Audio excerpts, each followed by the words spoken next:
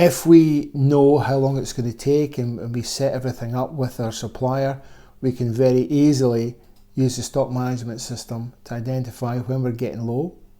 If we do have the items in stock, filter elements for instance, we carry them in stock all the time, but they can go very quickly. So we set up the system assets, the part system, so that we know you can set minimum stock levels. So you get a trigger, you get a message up saying you need to order stock. It allows us to do it in a timely manner, so I'm not having to pay for costly freight charges to bring it in urgently.